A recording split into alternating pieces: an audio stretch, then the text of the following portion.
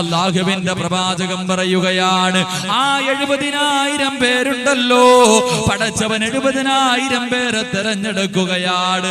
ആ 70,000-ൽ ഓരോ വ്യക്തികളുണ്ടല്ലോ, ആ ഓരോ വ്യക്തികളുടെ കൂടെയും 70,000 പേരാണ്.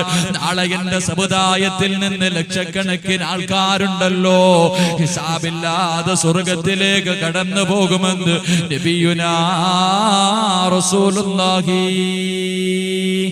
സ്വല്ലല്ലാഹു അലൈഹി വസല്ലമ തങ്ങൾ പറയുന്നു, എന്റെ സമുദായത്തിൽ നിന്ന് 70,000 പേര്. ആ ആദ്യം തെരഞ്ഞെടുക്കുന്ന 70,000 പേരിൽ ഓരോ ആളുടെ കൂടെയും 70,000 പേര്. അങ്ങനെ ലക്ഷക്കണക്കിന് ആൾക്കാർ നാളെ ഹിസാബില്ലാതെ സ്വർഗത്തിൽ കടക്കുമെന്ന് നബിയുനാ റസൂലുള്ളാഹി സ്വല്ലല്ലാഹു അലൈഹി വസല്ലം. അല്ലാഹു സുബ്ഹാനഹു വ തആല ആ വിഭാഗത്തിൽ ഈ മജ്ലിസിൽ വന്നിരുന്ന് നമ്മളെ ഉൾപ്പെടുത്തി അനുഗ്രഹിക്കുമാറാകട്ടെ. നാളെ ഹിസാബില്ലാതെ സ്വർഗത്തിൽ കടക്കുന്ന ഭാഗ്യവാന്മാരിൽ അല്ലാഹു നമ്മളെ ഉൾപ്പെടുത്തി അനുഗ്രഹിക്കുമാറാകട്ടെ. മഹാനായ പ്രവാചകൻ സ്വല്ലല്ലാഹു അലൈഹി വസല്ലമ തങ്ങളോട് സഹാബത്ത് ചോദിച്ചു, നബിയെ, ഹിസാബില്ലാതെ സ്വർഗത്തിൽ കടക്കുന്നവരാരെല്ലാമാണ്? നാളെ ഹിസാബില്ലാതെ സ്വർഗത്തിൽ കിടക്കുന്ന ഭാഗ്യവാന്മാർ ആരെല്ലാമാണ്? അല്ലാഹുവിന്റെ പ്രവാചകനോട് ചോദിച്ചപ്പോൾ അല്ലാഹുവിന്റെ റസൂൽ എണ്ണിക്കൊണ്ട് കുറെ കാര്യങ്ങൾ പറഞ്ഞു കൊടുത്തു. നാളെ ഹിസാബില്ലാതെ സ്വർഗത്തിൽ കിടക്കുന്നവരെ കുറിച്ച് മഹാനായ പ്രവാചകനെ പഠിപ്പിച്ചു കൊടുക്കുകയാണ്. നാളെ പടച്ചവന്റെ കോടതിയിൽ നമ്മൾ മുഴുവനും ഒരുമിച്ച് കൂട്ടുമ്പോൾ അല്ലാഹു ചില വ്യക്തികളെ അടുത്തേക്ക് വിളിക്കുകയാണ്. പടച്ചവൻ തന്റെ അർശിന്റെ ഭാഗത്തിരുന്ന് കൊണ്ട് ചില വ്യക്തികളെ അടുത്തേക്ക് വിളിക്കുകയാണ്. ഒന്നാമതായി വിളിക്കുന്ന വിഭാഗം ഏതെന്നറിയുമോ? അല്ലാഹുവിന്റെ റസൂൽ അതാ സ്വഹാബത്തിനോട് പറഞ്ഞു കൊടുക്കുകയാണ്. പരിശുദ്ധമായ ഖുർആനിൽ ഒരു ആയത്തോതി കൊടുക്കുകയാണ്. ഇന്നമാ യുവഫസ്സാബിറൂന അജ്റുഹും ബിഗൈരി ഹിസാബ്. ഹിസാബില്ലാതെ സ്വർഗത്തിൽ കിടക്കുന്ന ഒന്നാമത്തെ വിഭാഗം ആരെന്നറിയുമോ? ഹിസാബില്ലാതെ സ്വർഗത്തിൽ കിടക്കുന്ന ഒന്നാമത്തെ വിഭാഗം ആരെന്നറിയുമോ? അല്ലാഹുവിന്റെ റസൂല് പറയുന്നു, പരിശുദ്ധ ഖുർആനിന്റെ ആയത്തെടുത്തുകൊണ്ട് പ്രവാചകൻ പറയുകയാ, അവരൊരു പരീക്ഷണം എത്തിക്കഴിഞ്ഞാൽ, അവനെന്തെങ്കിലും മാരകമായ രോഗങ്ങൾ പിടിപെട്ടാൽ, അവനതാ ലക്ഷങ്ങളുടെ കടമെത്തിക്കഴിഞ്ഞാൽ, അല്ലാഹുവിന്റെ ഒരു പരീക്ഷണം എത്തുമ്പോ അതിന് ശമിക്കുന്നവൻ നാളെ ഹിസാബില്ലാതെ സ്വർഗത്തിൽ കിടക്കുമെന്ന് നബിയുനാ റസൂലുള്ളാഹി സ്വല്ലല്ലാഹു അലൈഹി വസല്ലമ തങ്ങൾ പറയുകയാണ്. ഹിസാബില്ലാതെ സ്വർഗത്തിൽ കിടക്കുന്ന ഒന്നാമത്തെ വിഭാഗം, അവനൊരു പരീക്ഷണം എത്തുമ്പോൾ അവന് പടച്ചവനെ കുറ്റപ്പെടുത്താത്തവനാണ്. അവന് ലക്ഷങ്ങളുടെ കടമുള്ളപ്പോൾ പടച്ചവനെ കുറ്റപ്പെടുത്താത്തവനാണ്. ക്യാൻസർ രോഗമാണെന്നറിയുമ്പോൾ പടച്ചവനോട് പരാതി പറയാത്തവനാണ്. എന്റെ പ്രിയമുള്ള സഹോദരങ്ങളെ, അല്ലാഹുവിന്റെ പ്രവാചകൻ സല്ലല്ലാഹു അലൈഹി വസല്ലമ തങ്ങളുടെ മുന്നിലേക്ക് അതാ ഹബ്ബാബ് ഇബ്നു അറത്ത് റളിയല്ലാഹു തആല അൻഹു കടന്നു വരികയാണ്. മഹാനായ ഹബ്ബാബ് ഇബ്നു അറത്ത് റളിയല്ലാഹു അൻഹുവും സഹാബത്തും കടന്നു വരികയാണ്. അവിടെ വന്നിട്ട് പറയുന്നു, യാ റസൂലല്ലാഹ്, അല്ലാഹുവിന്റെ പ്രവാചകന്റെ മുന്നിലേക്ക് കടന്നു വരികയാണ്. അല്ലാഹുവിന്റെ പ്രവാചകന്റെ മുന്നിലേക്ക് കടന്നു വരികയാ. എന്നിട്ട് പറയുന്നു, യാ റസൂലല്ലാഹ്, അലാ തസ്തൻസിറു ലനാ അലാ തദ്ഉ ലനാ യാ റസൂലല്ലാഹ്. കണ്ടോ നബിയേ, കണ്ടോ നബിയേ, ശരീരത്തിലൂടെ രക്തങ്ങൾ ഒഴുകുകയാണ്. തന്റെ ശരീരത്തിലെ പച്ചമാംസങ്ങൾ കുത്തിക്കീറിയിരിക്കുകയാണ്. നബിയേ, എന്റെ ശരീരത്തിന്റെ നട്ടെല്ല് നോക്ക് നബിയേ, എന്റെ ശരീരത്തിലേക്ക് നോക്ക് നബിയേ, എന്റെ ശരീരത്തിന്റെ എല്ലുകൾ വെളിയിൽ കാണുകയാണ് നബിയേ. എനിക്ക് പീഡനം സഹിക്കാൻ കഴിയുന്നില്ല നബിയേ, എനിക്ക് വേണ്ടി ഒന്ന് ദുആ ചെയ്യണമെന്ന പ്രവാചകന്റെ മുന്നിലേക്ക്, അല്ലാഹുവിന്റെ റസൂലിന്റെ മുന്നിലേക്ക് ഹബ്ബാബ് ഇബ്നു അറത്ത് റളിയല്ലാഹു തആല അൻഹു കരഞ്ഞുകൊണ്ട് പ്രവാചകരോട് പറയുമ്പോൾ അല്ലാഹുവിന്റെ റസൂൽ പറയുന്നു, ഹബ്ബാബേ, നിന്റെ മുൻഗാമികളുണ്ടല്ലോ, നിന്റെ മുൻഗാമികൾ എങ്ങനെയാ ശമിച്ചതെന്നറിയുമോ? എന്റെ പ്രിയപ്പെട്ടവരെ, അയ്യൂബ് നബി അലൈഹിസ്സലാമിന്റെ ചരിത്രം പറഞ്ഞു കൊടുക്കുകയാണ്. അല്ലാഹുവിന്റെ പ്രവാചകൻ അയ്യൂബ് നബിയുടെ ചരിത്രം പറയുകയാ. ആരാണ് അയ്യൂബ് നബി എന്നറിയുമോ? അല്ലാഹുവിന്റെ പ്രവാചകനാണ്. 81 വർഷക്കാലം പ്രഭുവിനെ പോലെ, രാജാവിനെ പോലെ, കോടീശ്വരനെ പോലെ സർവസമ്പത്തിന്റെ നടുവിൽ കൊട്ടാരത്തിൽ കിടന്നുറങ്ങിയ പ്രവാചകനാണ്. ആ പ്രവാചകന്റെ ജീവിതം കണ്ടിട്ട് ശൈത്താൻ അല്ലാഹുവിന്റെ മുന്നിൽ പോയി പറയുന്നു, റബ്ബേ, ഈ അയ്യൂബിന് അനുഗ്രഹം കൊടുത്തത് കൊണ്ടാണ്, ഈ അയ്യൂബിന് അനുഗ്രഹങ്ങൾ കൊടുത്തത് കൊണ്ടാണ്, നബിയെ പടച്ചവരെ അങ്ങേ ആരാധിക്കുന്നത് അനുഗ്രഹം കൊടുത്തത് കൊണ്ടാണ്. എന്തെങ്കിലും പരീക്ഷണം കൊടുത്താൽ അയ്യൂബ് നിങ്ങളെ മറന്നു കഴിയുമല്ലോ, നിനക്ക് നന്ദി രേഖപ്പെടുത്തില്ല റബ്ബേ. ശൈത്താൻ പോയി പടച്ചവരോട് പരാതി പറയുമ്പോൾ 81 വർഷക്കാലം കോടീശ്വരനെ പോലെ സമ്പത്തിന്റെ നടുവിൽ കിടന്ന് വളർന്ന അയ്യൂബ് നബി അലൈഹിസ്സലാം പടച്ചവന് പരീക്ഷിക്കുകയാണ്. ലോകത്തൊരു മനുഷ്യനും കൊടുക്കാത്ത പരീക്ഷണമാണ്. അതാ ഒരു സുപ്രഭാതം അങ്ങോട്ട് പൊട്ടിവിടരുമ്പോൾ തന്റെ സമ്പത്ത് മുഴുവനും നശിക്കുകയാണ്, തന്റെ കൊട്ടാരങ്ങൾ തകർന്നു വീഴുകയാണ്, തന്റെ കൃഷിയിടങ്ങൾ മുഴുവനും തകർന്നു പോവുകയാണ്, തന്റെ പ്രിയപ്പെട്ട ഭാര്യയും മക്കളും മരണപ്പെടുകയാണ്. ഇന്നലത്തെ കോടീശ്വരനൊന്നുമില്ലാത്ത പാവപ്പെട്ടവനാണ്. ഒരു നേരത്തെ ആഹാരം കഴിക്കാൻ പോലും വകയില്ലാതെ അയ്യൂബ് നബി അലൈഹിസ്സലാം പാവപ്പെട്ട ദരിദ്രനായി മാറിയിരിക്കുകയാണ്. അവസരത്തിലും അല്ലാഹുവിനെ സ്തുതിക്കുകയാണ്. പടച്ചവൻ രണ്ടാമത്തെ പരീക്ഷണം കൊടുക്കുകയാ. ലോകത്തൊരു മനുഷ്യനും കൊടുക്കാത്ത മാരകമായ രോഗം കൊടുക്കുകയാണ്. തന്റെ ശരീരങ്ങൾ മുഴുവനും പുഴുത്തെളിയുകയാണ്. തന്റെ ശരീരത്ത് പഴുത്തുകൊണ്ട് വ്രണങ്ങൾ പിടിച്ച് പുഴുക്കൾ നടക്കുകയാണ്. തന്റെ ശരീരത്ത് നിന്ന് ദുർഗന്ധമടിച്ച് വീശുകയാണ്.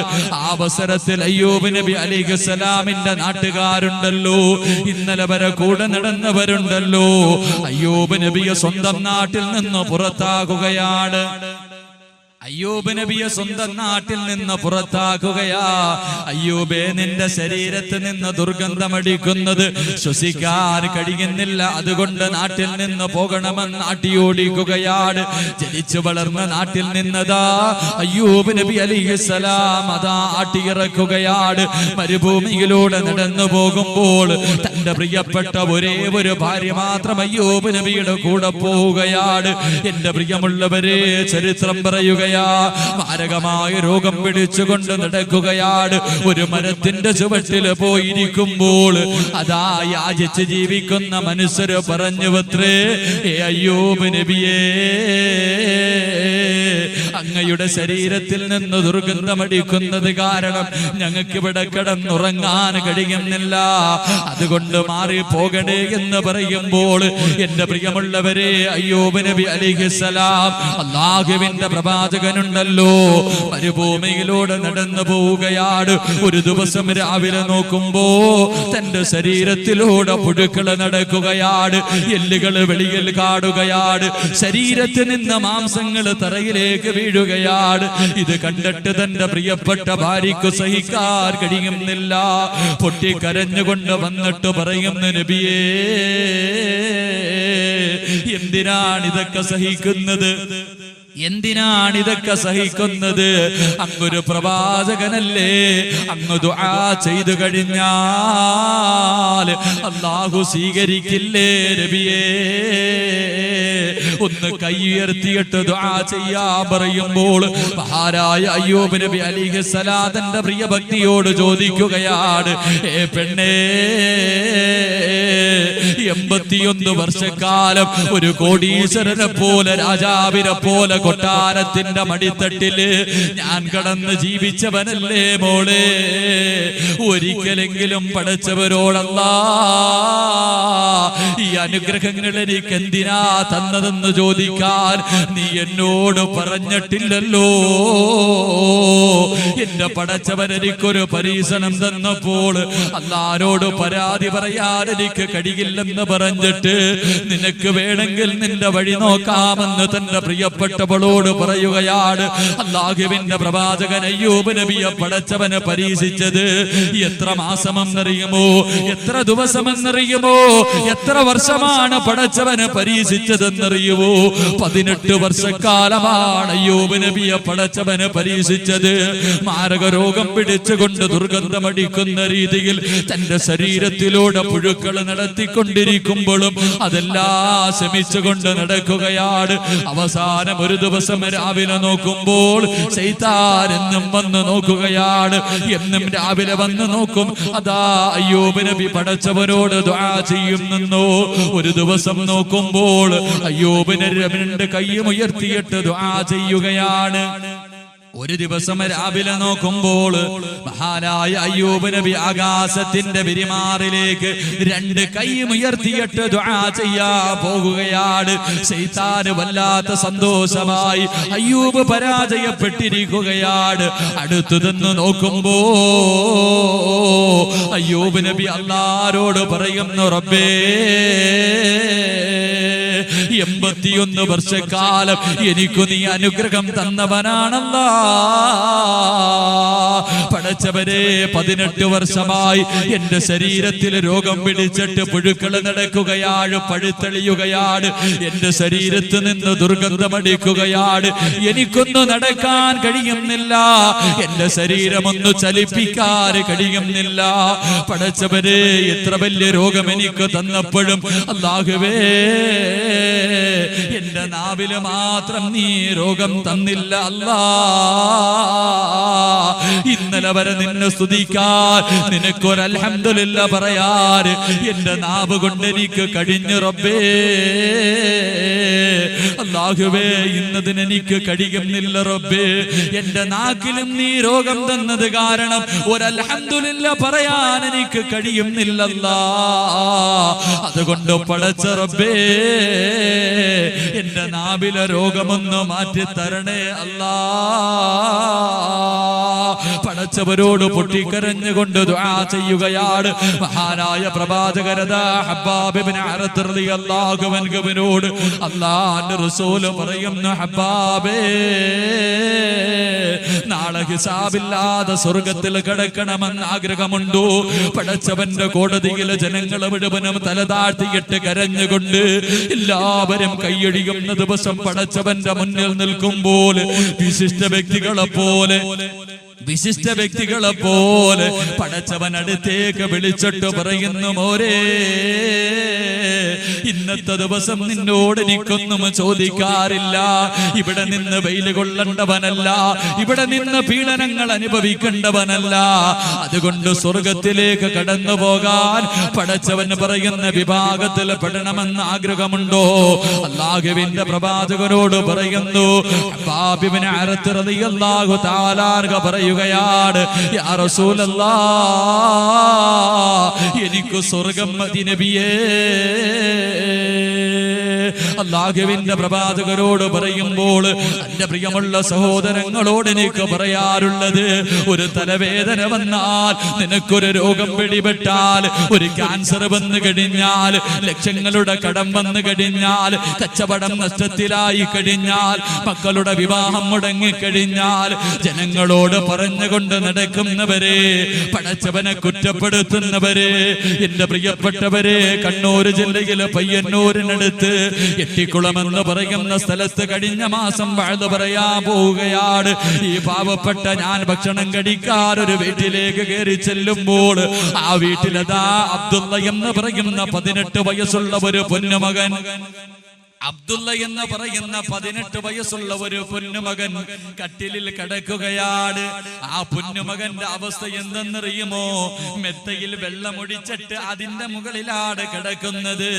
ആ സഹോദരന്റെ വാപ്പയോട് എന്താണ് സംഭവിച്ചതെന്ന് ചോദിക്കുമ്പോൾ ആ സഹോദരൻ പറയുന്നു, ഉസ്താദ് 4 വയസ്സ് വരെ വീടിന്റെ മുന്നിലൂടെ കളിച്ച് നടന്നവരാണ്. എന്റെ കൈ പിടിച്ചുകൊണ്ട് നടന്ന പൊന്നുമോരാ, ഈ അബ്ദുള്ള എന്ന് പറയുന്ന 18 വയസ്സുള്ള പൊന്നുമകനെ കാണിച്ചിട്ട് പറയുകയാ, ഒരു പനി വന്നു ഉസ്താദ്, എന്നിട്ട് ശരീരങ്ങൾ മുഴുവനും നീരുപിടിക്കുകയാണ്. ശരീരങ്ങൾ മുഴുവനും നീരുപിടിച്ചിട്ട് തന്റെ എല്ലുകൾ ഒടിഞ്ഞുകൊണ്ടിരിക്കുകയാണ്. 18 വർഷക്കാലമായി മുസ്ലിമേ തന്റെ 4ാമത്തെ വയസ്സിൽ കിടക്കാൻ തുടങ്ങിയതാണ്. ആ 18 വയസ്സുള്ള ചെറുപ്പക്കാരനുണ്ടല്ലോ, എന്നോട് നിന്ന് നോക്കുമ്പോൾ സുബ്ഹാനല്ലാഹ്, തലയല്ലാതെ മറ്റൊരവയവം അനക്കാൻ കഴിയുന്നില്ല. ശരീരങ്ങൾ മുഴുവനും നീര് പിടിച്ചിട്ട് എല്ലുകൾ മുഴുവനും ഒടിയുകയാണ്.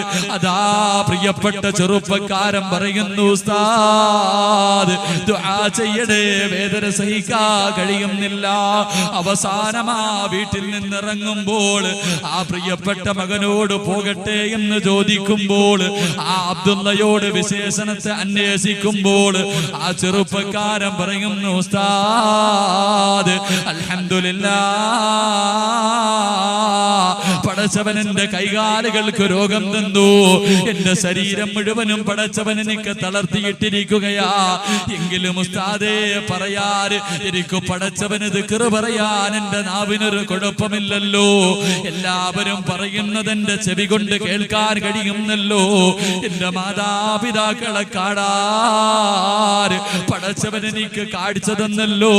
ഉസ്താദേ എനിക്ക് സ്വർഗം കിട്ടും, ഉസ്താദേ എനിക്ക് സ്വർഗം കിട്ടും.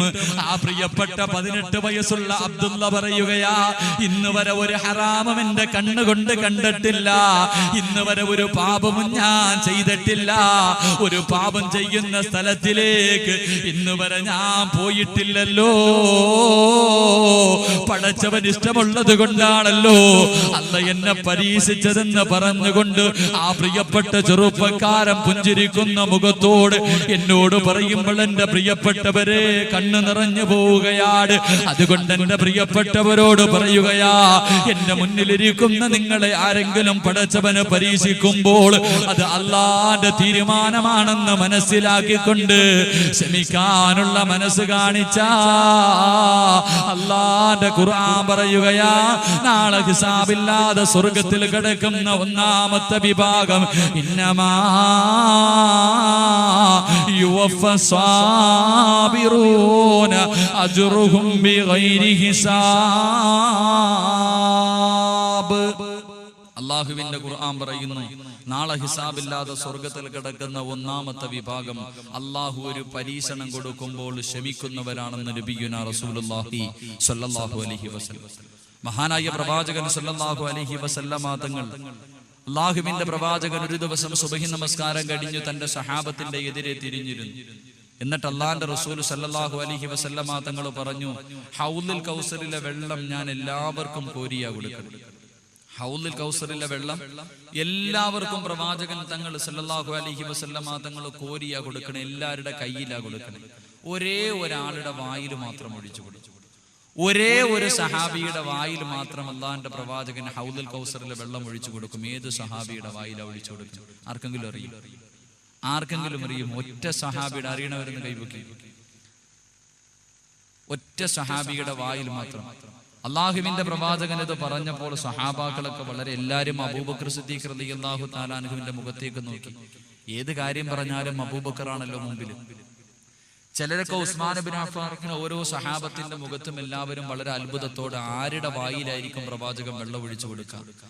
എന്റെ പ്രിയമുള്ളവരെ, ആ അവസരത്തിൽ അല്ലാഹുവിന്റെ റസൂല് പറഞ്ഞു, ഞാൻ ആരുടെ വായിലാണ് ഹൗലുൽ കൗസറിലെ വെള്ളം ഒഴിച്ചു കൊടുക്കുന്നത് എന്നറിയുമോ? മഹാനായ സയ്യിദുനാ ബിലാൽ റളിയല്ലാഹു തആല. ബിലാൽ റളിയല്ലാഹു തആല അൻഹുവിന്റെ വായിൽ മാത്രമേ പ്രവാചകൻ വെള്ളം ഒഴിച്ചു കൊടുക്കൂ ഹൗലുൽ കൗസറിൽ. അള്ളാഹുവിന്റെ പ്രവാചകന്റെ കയ്യിൽ നിന്ന് ഹൗലുൽ കൗസറിൽ വെള്ളം വാങ്ങിച്ചു കുടിക്കാൻ അള്ളാഹു ഭാഗ്യം നൽകി അനുഗ്രഹിക്കുമാറാകട്ടെ. ഈ മജ്ലിസിനെ സ്നേഹിച്ചതിന്റെ പേരിൽ, ഈ മജ്ലിസിനെ ബഹുമാനിച്ചതിന്റെ പേരിൽ, ഈ മജ്ലിസിൽ കയറി ഇരിക്കാനുള്ള മനസ്സ് കാണിച്ചതിന്റെ പേരിൽ അള്ളാഹു നമ്മളെ അള്ളാഹുവിന്റെ പ്രവാചകന്റെ കയ്യിൽ നിന്ന് ഹൗലുൽ കൗസറിൽ വെള്ളം കുടിക്കുന്നവരുടെ കൂട്ടത്തിൽ ഉൾപ്പെടുത്തി അനുഗ്രഹിക്കുമാറാകട്ടെ. എന്റെ പ്രിയമുള്ള സഹോദരങ്ങൾ, അകത്തിരിക്കാൻ സൗകര്യമുണ്ടായിട്ടും വെറുതെ മതിലിന്റെ വെളിയിൽ നിൽക്കാം. വെളിയിൽ നിൽക്കുക. എന്റെ പ്രിയമുള്ളവരെ, അവിടെ നിൽക്കുന്നതിനേക്കാളും നല്ലത് ഈ മജ്ലിസിൽ കയറിയിരിക്കുക. ഇത് സ്വർഗമാണ്. ഈ സ്വർഗത്തിൽ ഇരിക്കാൻ അവസരം കിട്ടിയിട്ട് ഞാൻ വെളിയിലെ നിൽക്കത്തുള്ളൂ എന്ന് പറഞ്ഞാൽ ചിലപ്പോൾ നാളെയും അവിടെ വെളിയിൽ നിൽക്കേണ്ടി വരും. ഇഷ്ടമുള്ളപ്പോൾ ഇറങ്ങിപ്പോകാലോ. ഞാൻ ആരെയും ഒന്നും പറയാറില്ല.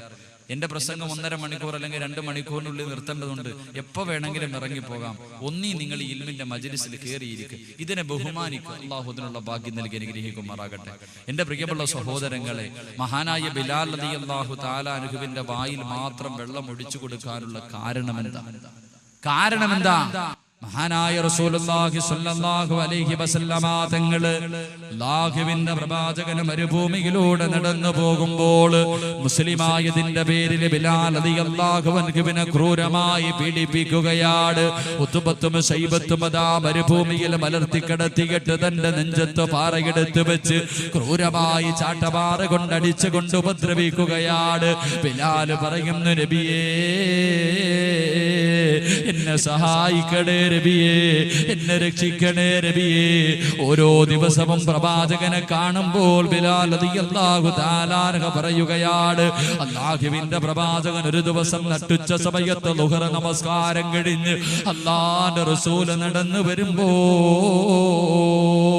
മഹാനായ ബിലാൽ റളിയല്ലാഹു തആല ഉണ്ടല്ലോ, ആ വെയിലത്ത് കിടന്ന് മരുഭൂമിയിൽ കിടന്നിട്ട് തന്റെ യജമാനനോട് വെള്ളത്തിന് കിടന്ന് യാചിക്കുകയാണ്. എനിക്കൽപ്പം വെള്ളം തരണേ എന്ന് പറഞ്ഞ് യാചിക്കുമ്പോൾ അല്ലാഹുവിന്റെ റസൂൽ നോക്കുമ്പോഴതാ ഉത്ബത്ത് കടന്നു പോവുകയാണ്. തന്റെ യജമാനൻ കടന്നു പോയിട്ട് ഒട്ടകത്തിന്റെ മൂത്രമെടുക്കുകയാണ്. ഒട്ടകത്തിന്റെ മൂത്രമെടുത്തുകൊണ്ട് മഹാനായ ബിലാൽ റളിയല്ലാഹു തആല അൻഹുവിന്റെ മുന്നിലേക്ക് കടന്നു വരികയാ. അല്ലാഹുവിന്റെ റസൂൽ നോക്കുമ്പോ വെള്ളത്തിന് കിടന്ന് യാചിക്കുകയാണ്. ഒട്ടകത്തിന്റെ മൂത്രമെടുത്തുകൊണ്ട് വന്ന് ബിലാൽ റളിയല്ലാഹു അൻഹുവിന്റെ വായിലേക്ക് എടുത്തൊഴിച്ചു കൊടുക്കാൻ പോകുമ്പോൾ അല്ലാഹുവിന്റെ റസൂൽ കടന്നു പോവുകയാണ്. ബിലാൽ റളിയല്ലാഹു അൻഹുവിന്റെ വായിലേക്ക് തന്റെ കൈവെക്കുകയാണ്. എന്നിട്ട് അല്ലാഹുവിന്റെ റസൂൽ പറയുന്നു, ബിലാലേ ക്ഷമിക്കൂ ബിലാലേ, ക്ഷമിക്കൂ ബിലാലേ, നീ ഇതൊന്ന് കുടിക്കൂ ബിലാലേ. നാളെ ഹൗദുൽ കൗസറിലെ വെള്ളം എല്ലാവരുടെയും കയ്യിൽ ഞാൻ എടുത്തു കൊടുക്കുമ്പോൾ ബിലാലേ ഇന്ന് നീ ക്ഷമിച്ചു കഴിഞ്ഞാൽ നിന്റെ വായിലേക്ക് ഞാൻ വെള്ളമൊഴിച്ചു തരാ ബിലാലേ. അല്ലാഹുവിന്റെ പ്രവാചകൻ അങ്ങോട്ട് പറയുമ്പോൾ മഹാനായ സയ്യിദിനാ ബിലാൽ റളിയല്ലാഹു തആല അൻഹു പുഞ്ചിരിക്കുന്ന മുഖത്തോടെ കുതിരയുടെ മൂത്രം അങ്ങോട്ട് കുടിച്ചു എന്ന് ചരിത്രം പഠിപ്പിക്കുമ്പോൾ എന്റെ പ്രിയമുള്ളവരെ, ക്ഷമിക്കാനുള്ള മനസ്സുണ്ടായാൽ നാളെ ഹിസാബില്ലാതെ സ്വർഗത്തിൽ കിടക്കുന്ന ഒന്നാമത്തെ വിഭാഗത്തിൽ നിനക്ക് പങ്കെടുക്കാൻ കഴിയുമെന്ന്, നിനക്ക് ചേരാൻ കഴിയുമെന്ന് നബിയുനാ റസൂലുള്ളാഹി സല്ലല്ലാഹു അലൈഹി വസല്ലമ തങ്ങൾ പറയുന്നു, ഹിസാബില്ലാതെ സ്വർഗത്തിൽ കിടക്കുന്ന ഒന്നാമത്തെ വിഭാഗം എന്തെങ്കിലും ഒരു വിപത്തുണ്ടാകുമ്പോൾ ക്ഷമിക്കുന്നവർ. രണ്ടാമത്തെ വിഭാഗം ഏതാ? അല്ലാഹുവിന്റെ പ്രവാചകൻ സല്ലല്ലാഹു അലൈഹി വസല്ലമ തങ്ങള് അല്ലാഹുവിന്റെ പ്രവാചകനതാ സ്വഹാബത്തിനോട് പറഞ്ഞു കൊടുക്കുകയാണ്. രണ്ടാമത്തെ വിഭാഗം ഏതെന്നറിയുമോ? അല്ലാഹുവിന്റെ ഭാഗത്ത് നിന്ന് വിളിക്കുന്ന രണ്ടാമത്തെ വിഭാഗം ഏതാണ്? അല്ലാഹുവിന്റെ പ്രവാചകൻ പറയുന്നു, സഹാബാ തതജാഫാ ജുനൂബുഹും അനിൽ മളാജി. എന്റെ പ്രിയമുള്ളവരെ, ഈ പള്ളം നിവാസികളുണ്ടല്ലോ, എല്ലാവരും പാതിരാത്രിയിൽ അവരുടെ വീടിനകത്ത് കിടന്ന് സുഖിച്ചുറങ്ങുകയാണ്.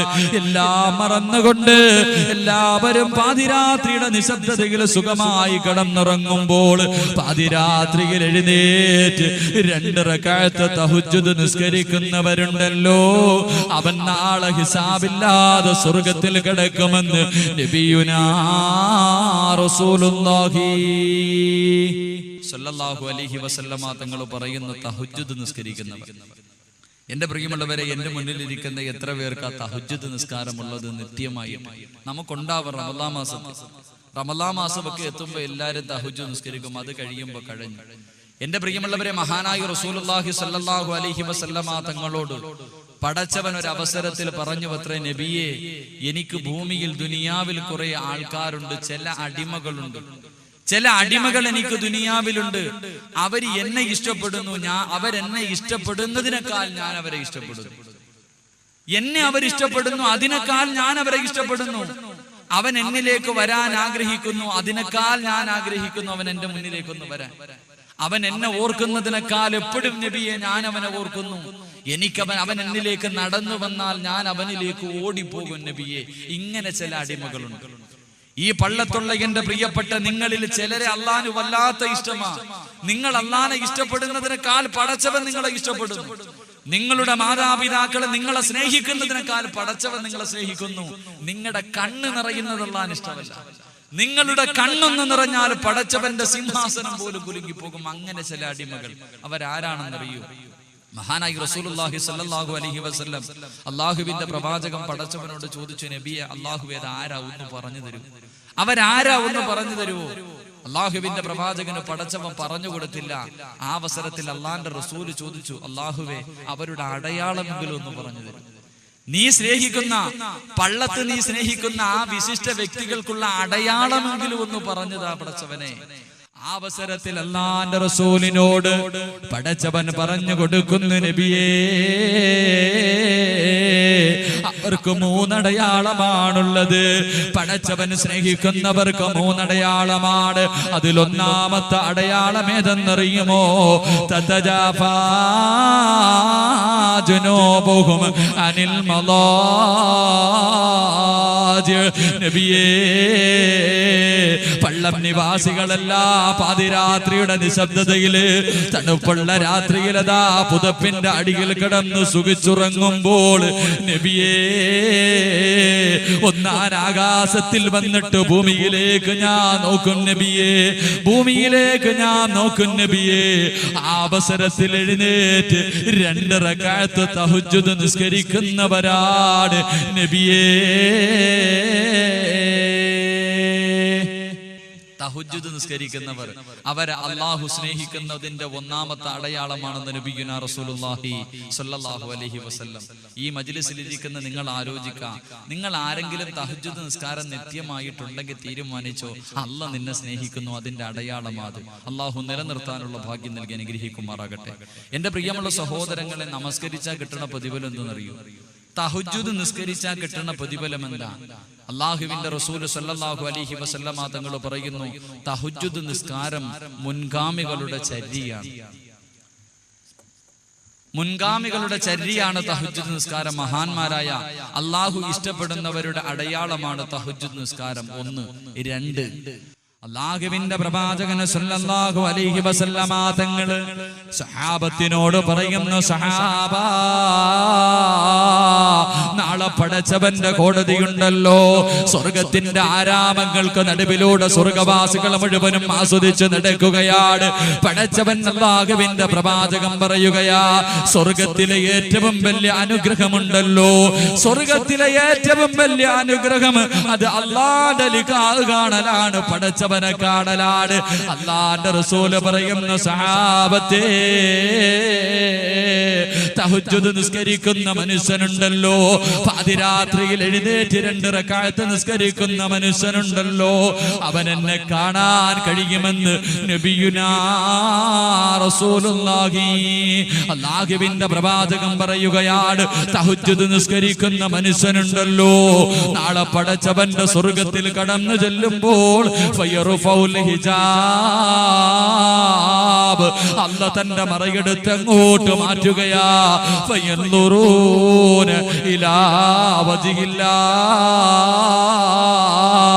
എല്ലാവരും അല്ലാഹുവിനെ കാണുകയാണ്, എല്ലാവരും പടച്ചവന്റെ ലിഖാഹ് കാണുകയാണ്.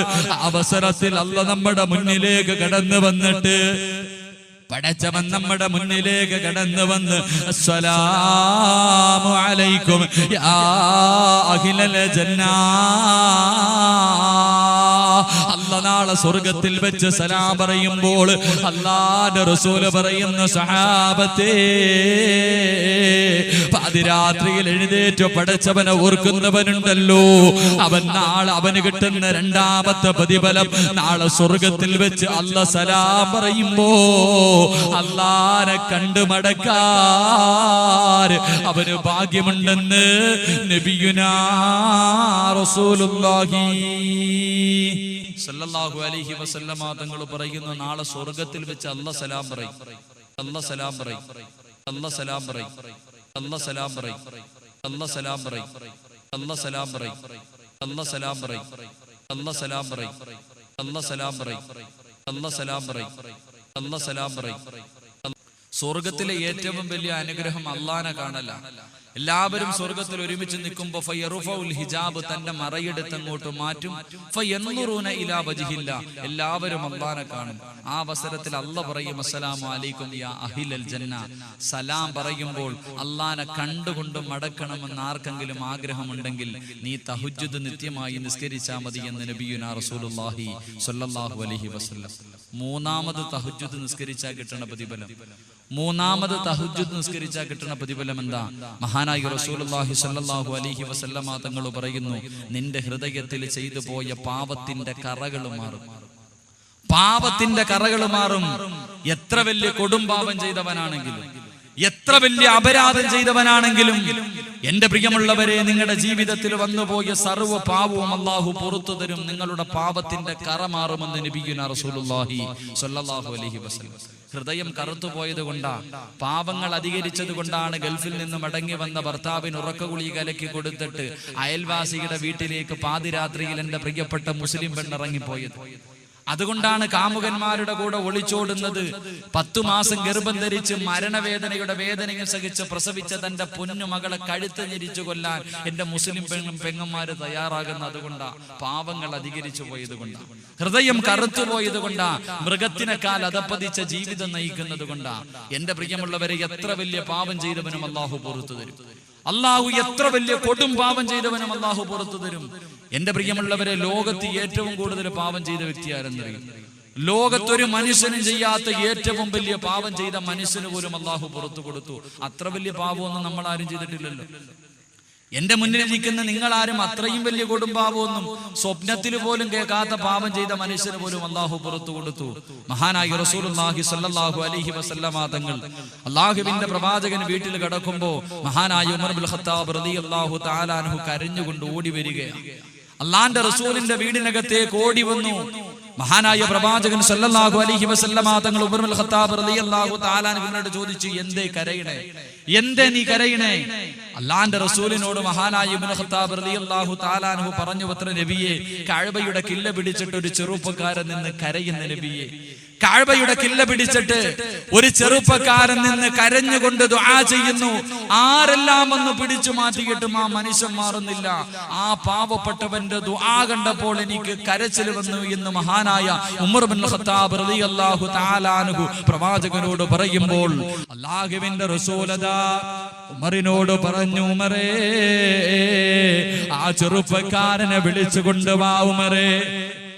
ആ ചെറുപ്പക്കാരനെ വിളിച്ചു കൊണ്ടുവരാറ് അല്ലാഹുവിന്റെ പ്രവാചകന്റെ മുന്നിലേക്ക് കഅബയുടെ കില്ല പിടിച്ചിട്ട് പൊട്ടിക്കരയുന്ന ചെറുപ്പക്കാരനെ വിളിച്ചു കൊണ്ടുവരികയാണ്. ആ അവസരത്തിൽ അല്ലാഹുവിന്റെ റസൂലുണ്ടല്ലോ, ആ മനുഷ്യനോട് ചോദിക്കുന്നു, എന്ത് പാപമാ നീ ചെയ്തത്? എന്തിനാ കഅബയുടെ കില്ല പിടിച്ചിട്ട് കരയുന്നതെന്ന് ചോദിക്കുമ്പോൾ അല്ലാഹുവിന്റെ പ്രവാചകനോട് പറയുന്നു, യാ റസൂലല്ലാഹ്, എന്റെ ജീവിതത്തിൽ ഒരു പാപം ഞാൻ ചെയ്തു നബിയെ, ആ തൗബയ്ക്ക് വേണ്ടിയാണ് നിന്ന് കരയുന്നതെന്ന് പറയുമ്പോൾ അല്ലാഹുവിന്റെ പ്രവാചകൻ ചോദിക്കുകയാ, എന്ത് പാപമാ ചെയ്തത്? ആ മനുഷ്യൻ പറയുന്നു, നബിയേ, ഇന്ന് വരെ ഒരു മനുഷ്യനോടും ഞാൻ പറഞ്ഞിട്ടില്ല, പടച്ചവന്റെ മുന്നിലല്ലാതെ ഒരു മനുഷ്യരോടും ഇന്ന് വരെയാ പാപത്തെ കുറിച്ച് ഞാൻ പറഞ്ഞിട്ടില്ല. പക്ഷേ പ്രവാചകരാ ചോദിക്കുന്നത്. അതുകൊണ്ട് അല്ലാഹുവിന്റെ റസൂലിനോട് പറയുകയാണ്, യാ റസൂലല്ലാഹ്, എന്റെ ജോലി എന്തായിരുന്നെന്നറിയുമോ നബിയേ? അതാ ആരെങ്കിലും മരണപ്പെട്ട് കഴിഞ്ഞാൽ, എന്റെ നാട്ടിൽ ആരെങ്കിലും മരണപ്പെട്ട് കഴിഞ്ഞാൽ അവരുടെ മയ്യത്ത് കബറടക്കാൻ പള്ളിക്കാട്ടിലേക്ക് ഞാനും പോകും നബിയേ. കബറ് കുടിക്കാൻ ഞാനും കൂടും നബിയേ. കബറടക്കാൻ ഞാനും കൂടും നബിയേ. കബറടക്കിയിട്ട് എല്ലാവരും മടങ്ങിപ്പോകുമ്പോൾ ആ കബറടക്കിയ സ്ഥലം ഞാൻ നോക്കി വെക്കും നബിയേ. പാതിരാത്രി കടന്നു വരുമ്പോൾ, പാതിരാത്രി എത്തിക്കഴിയുമ്പോ, എല്ലാവരും കടന്നുറങ്ങി കഴിയുമ്പോ, യാ റസൂലല്ലാഹ്, എഴുന്നേറ്റ് പള്ളിക്കാട്ടിലേക്ക് പോകും നബിയേ. ആ പള്ളിക്കാട്ടിലേക്ക് കടന്നു പോയിട്ട് ആ കബർ ഞാനങ്ങ് മാന്തും നബിയേ. എന്നിട്ട് ആ മയ്യത്തിന്റെ ശരീരത്തിൽ പൊതിഞ്ഞിരിക്കുന്ന 3 കഷ്ണം കഫൻ തുണിയുണ്ടല്ലോ, അതാ ശരീരത്ത് നിന്ന് ഞാൻ അടിച്ചെടുക്കും നബിയെ. മോട്ടിച്ചു കൊണ്ടുപോയി പട്ടണത്തിൽ കൊണ്ടുപോയി വിറ്റിട്ട് അതുകൊണ്ട് ജീവിക്കുകയാണ് നബിയേ. എന്നിട്ടാ പരസ്യം പറയുകയാണ്, യാ റസൂലല്ലാഹ്, ഒരു ദിവസമുണ്ടല്ലോ 7 വർഷങ്ങൾക്ക് മുമ്പ് എന്റെ നാട്ടിലൊരു സുന്ദരിയായ പെണ്ണ്, ഏത് ചെറുപ്പക്കാരനും ആഗ്രഹിക്കുന്ന ഈ യുവത്വത്തിന്റെ നടുവിലൂടെ നടന്നു പോകുന്ന ചെറുപ്പക്കാരിയായ തൊലിവെളുപ്പുള്ള ഒരു സുന്ദരിയായ സാലിഹത്തായ പെണ്ണ് മരിച്ചു നബിയേ. ആ പെണ്ണിന്റെ മയ്യത്ത് കൊണ്ടുപോയി കബറടക്കി നബിയെ. കബർ നോക്കി വെച്ച് നബിയെ. പാതിരാത്രിയിൽ എല്ലാവരും അവരുടെ കൂരയ്ക്കകത്ത് കടന്നിറങ്ങുമ്പോൾ ആരും അറിയാതെ ആ കബറിന്റെ പുറത്തേക്ക് ഞാൻ നടന്നു നബിയേ. ആ കബറിന്റെ മുന്നിലേക്ക് നടന്നു പോവുകയാണ്. അതാ കബറങ്ങോട്ട് മണ്ണുകൾ വെട്ടി മാറ്റുകയാണ്. ആ കബറിനകത്ത് പലകകൾ മറക്കി മാറ്റുകയാണ്. എന്നിട്ട് യാ റസൂലല്ലാഹ്,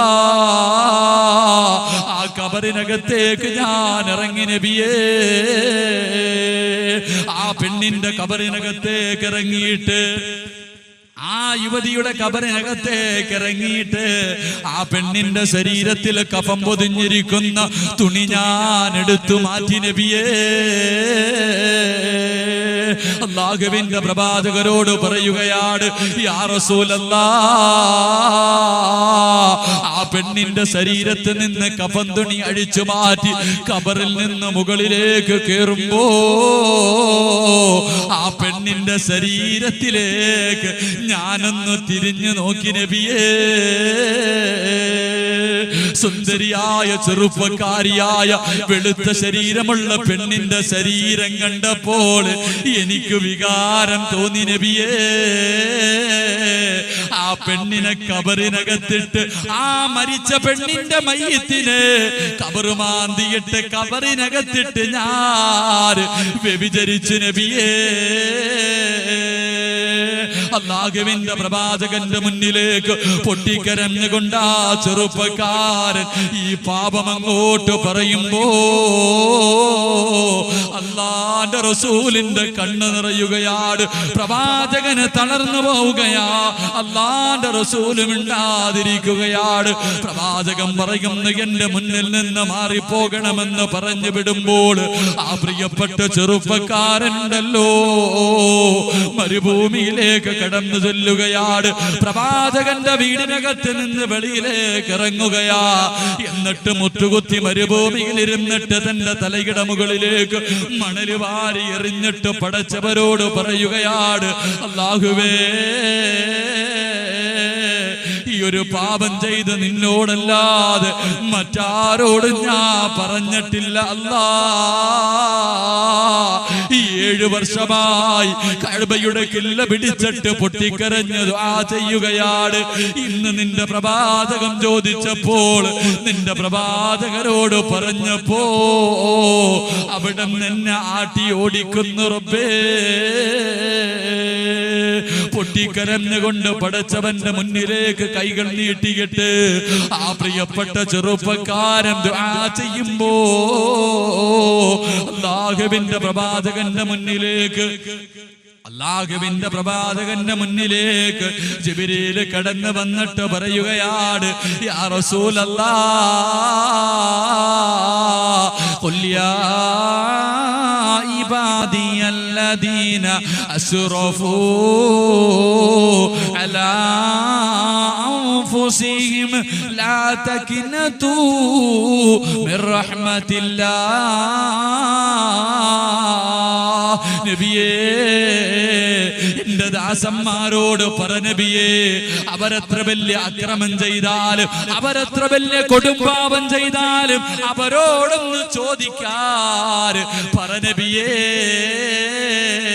അവര് തൗബ ചെയ്താൽ ഞാൻ സ്വീകരിക്കും നബിയേ.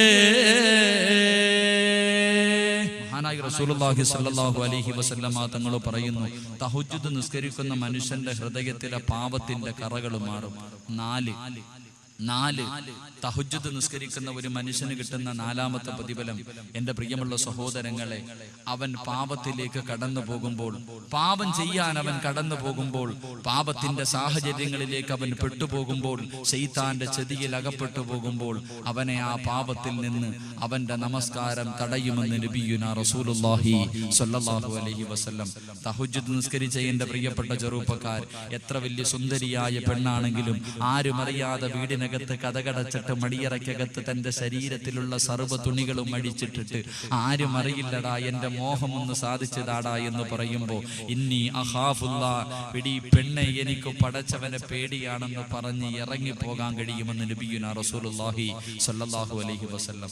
അതുകൊണ്ട് തഹജ്ജുദ് നിസ്കരിക്കുന്ന മനുഷ്യൻ നാളെ ഹിസാബില്ലാതെ സ്വർഗ്ഗത്തിൽ കിടക്കുമെന്ന് നബിയുനാ റസൂലുള്ളാഹി സ്വല്ലല്ലാഹു അലൈഹി വസല്ലം. അല്ലാഹു സുബ്ഹാനഹു വ തആല നിത്യമായി മരിക്കുവോളം തഹജ്ജുദ് നിസ്കരിക്കാനുള്ള ഭാഗ്യം നൽകി അനുഗ്രഹിക്കുമാറാകട്ടെ. ഹിസാബില്ലാതെ സ്വർഗ്ഗത്തിൽ കിടക്കുന്ന 3ാമത്തെ ഭാഗ്യവാന്മാർ,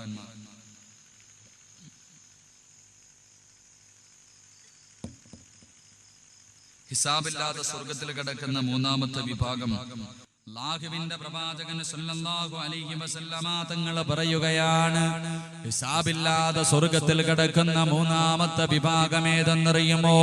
അസ്മാഉ ബിൻത് യസീർ റളിയല്ലാഹു തആല അൻഹ പറയുകയാണ്, യജ്മഉല്ലാഹു യൗമൽ ഖിയാമ, നാളെ പടച്ചവൻ 3ാമതായി ഒരു വിഭാഗത്തെ വിളിക്കുകയാണ്. അതാ പടച്ചവൻ അടുത്തേക്ക് വിളിച്ചിട്ട് ഒറ്റ സഫായിട്ട് നിർത്തുകയാണ്. ആരെയാ വിളിച്ചു നിർത്തതെന്നറിയുമോ? അടുത്ത ഹിസാബില്ലാതെ സ്വർഗ്ഗത്തിൽ കിടക്കുന്ന 3ാമത്തെ വിഭാഗം. അല്ലാഹു അവനൊരു പരീക്ഷണം കൊടുത്താൽ, അല്ലാഹു എന്തെങ്കിലും ബുദ്ധിമുട്ട് കൊടുത്താൽ, ആ ബുദ്ധിമുട്ടറിയുന്ന സമയത്ത് അൽഹംദുലില്ലാഹ് എന്ന് പറയുന്ന മനുഷ്യനുണ്ടല്ലോ, നാളെ ഹിസാബില്ലാതെ സ്വർഗ്ഗത്തിൽ കിടക്കുമെന്ന് നബിയുനാ റസൂലുള്ളാഹി സല്ലല്ലാഹു അലൈഹി വസല്ലമ തങ്ങൾ പറയാ, ക്യാൻസർ ഒന്ന് തലകറങ്ങി വീണിട്ട് ഹോസ്പിറ്റലിൽ കൊണ്ടുപോയപ്പം ബ്ലഡ് ടെസ്റ്റ് ചെയ്യാൻ പറഞ്ഞു. ഒന്ന് ടെസ്റ്റ് ചെയ്തിട്ട് രണ്ടാമത് ഒന്നും കൂടെ ടെസ്റ്റ് ചെയ്തു. എന്നിട്ട് ഡോക്ടർ മുന്നിൽ വന്നിട്ട് പറയാ, നിനക്ക് ക്യാൻസർ ആണെന്ന് പറയുമ്പോ അൽഹംദുലില്ലാ എന്ന് പറഞ്ഞ നാളെ നീ ഹിസാബില്ലാതെ സ്വർഗ്ഗത്തിൽ കിടക്കുമെന്ന് നബിയുനാ റസൂലുള്ളാഹി സ്വല്ലല്ലാഹു അലൈഹി വസല്ലം. എന്തെങ്കിലും ബുദ്ധിമുട്ടുണ്ടാകുമ്പോൾ, പ്രശ്നങ്ങൾ ഉണ്ടാകുമ്പോൾ ആദ്യം അൽഹംദുലില്ലാ പറയാൻ മനസ്സുണ്ടാകും. എന്റെ പ്രിയപ്പെട്ടവരോട്, സഹോദരങ്ങളോടൊക്കെ എങ്ങനെയുണ്ട് സന്തോഷം, ജീവിതമൊക്കെ എങ്ങനെയാണെന്ന് ചോദിച്ചാൽ പറയും അൽഹംദുലില്ലാ, റാഹത്താണ്, കച്ചവടമൊക്കെ കൊണ്ട് നല്ലതാണ്. പക്ഷെ കച്ചവടമൊക്കെ ഇല്ലാതായി കഴിഞ്ഞു എന്തെങ്കിലും ബുദ്ധിമുട്ടാണെങ്കിലോ എങ്ങനെയുണ്ടെന്ന് ചോദിച്ചാൽ അപ്പ അൽഹംദുലില്ലാ പറയില്ല. വല്ലാത്ത ബുദ്ധിമുട്ടൊക്കെ, നഷ്ടത്തിലാണല്ല, അള്ളാഹിനെ സ്തുതിക്കാൻ കഴിയില്ല. സന്തോഷം ഉണ്ടാകുമ്പോ എല്ലാരും പടച്ചവനെ സ്തുതിക്കും. ദുഃഖം ഉണ്ടാകുമ്പോ, എന്റെ പള്ളിയിൽ ഇപ്പൊ ഒരു പ്രിയപ്പെട്ട ചെറുപ്പക്കാരൻ 5 നേരവും പള്ളിക്കകത്ത് വന്ന് നിസ്കരിച്ചു കൊണ്ടിരുന്നവൻ, അവനെ നമസ്കരിക്കാൻ കാണാതെ വന്നപ്പോ എന്റെ പള്ളിയിലെ ഉസ്താദ് അവനെ വിളിച്ചിട്ട് ഉപദേശിച്ചു, എടാ നീ 5 നേരം സുബഹിക്ക് വരെ പള്ളി വന്നുകൊണ്ടിരുന്നയാ, എന്തേ നിന്നെ ഇപ്പൊ കാണുന്നില്ല? ആ പ്രിയപ്പെട്ട ചെറുപ്പക്കാരൻ പറയുന്നു, ഉസ്താദെ 9 വർഷമായിട്ട് ഞാനൊരു പെണ്ണിനെ പ്രണയിക്കാം. ആ പെണ്ണിന്റെ വീട്ടുകാര് കല്യാണത്തിന് സമ്മതിക്കണമെന്ന് പറഞ്ഞോണ്ടാ ഞാൻ പള്ളിക്കകത്ത് കയറിയ. 9 വർഷം സ്നേഹിച്ചിട്ട് ഇപ്പൊ ആ പെണ്ണ് പറയാ എന്നെ വേണ്ടാന്ന് അവള് തന്നെ പറഞ്ഞു. ആ പെണ്ണ് തന്നെ പറഞ്ഞു എന്നെ വേണ്ടാന്ന്, ഇനി അതുകൊണ്ട് ഞാൻ നമസ്കരിക്കുന്നില്ല. എന്റെ പ്രിയമുള്ളവരെ, ആ പയ്യനോട് ഉസ്താദ് ഉപദേശിച്ച ഉസ്താദ് പറഞ്ഞു അത്ര, മോനെ നിന്റെ വാരിയലിൽ നിന്ന് പടച്ചവനൊരു പെണ്ണിനെ സൃഷ്ടിച്ചിട്ടുണ്ട്, സമയമാകുമ്പോ അത് നടക്കും. ഞാൻ വെള്ളിയാഴ്ച പള്ളിയിൽ പോയപ്പോ, കഴിഞ്ഞ ആഴ്ച പള്ളിയിൽ പോയപ്പോ ഈ പയ്യൻ എന്റെ മുന്നിൽ വന്നിട്ട് ഉസ്താദെ ഒരു സംശയമുണ്ട്. ഞാൻ ചോദിച്ചു എന്താണ്?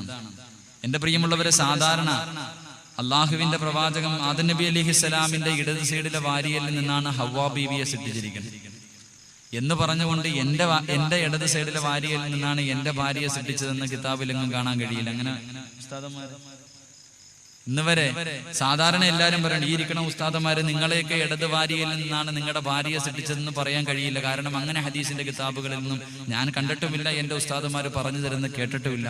ഇനി അങ്ങനെ ഉണ്ടോ എന്ന് എനിക്കറിയില്ല. എല്ലാവരും സാധാരണ പറയാറുണ്ട് ആദം നബിയിലേക്ക് ഖിയാസാക്കിയാ പറയുന്നത്. ഇപ്പൊ ഉസ്താദ് ഉപദേശിച്ചുകൊണ്ട് ഈ പയ്യ എന്റെ അടുത്ത് ചോദിച്ചു, അങ്ങനെയാണെങ്കിൽ ഉസ്താദെ, ചില പെണ്ണുങ്ങള് കല്യാണം എല്ലാം കഴിഞ്ഞ് 2 വർഷം ഒരുത്തന്റെ കൂടെ ജീവിച്ച് 2 മക്കളെയും പെറ്റു കൊടുത്തിട്ട് മറ്റൊരുത്തന്റെ കൂടെ ഒളിച്ചോടി പോകുമല്ലോ. അപ്പൊ എങ്ങനെ 50-50 എല്ലാണോ എന്ന് അവ എന്നോട് ചോദിക്കും. ചില ആൾക്കാർ അങ്ങനെയാണല്ലോ. ഇപ്പൊ കാസർഗോഡ് ജില്ലയിലൊക്കെ നോക്കിയാൽ മതി, നമ്മുടെ നാട്ടിലൊക്കെ എന്തായാലും കാണാതിരിക്കത്തൊന്നുമില്ല. 2 പെറ്റിട്ട മക്കളെ ആയിട്ട് വേറൊരുത്തന്റെ കൂടെ ജീവിക്കും.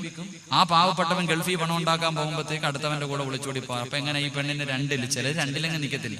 ഇപ്പൊ എന്റെ വീടിനടുത്തൊരു പെൺകുട്ടി 3 പേരുടെ കൂടെ ജീവിച്ചിരിക്കണം. അപ്പൊ ഒടിക്കാനും സമയം കാണത്തില്ല.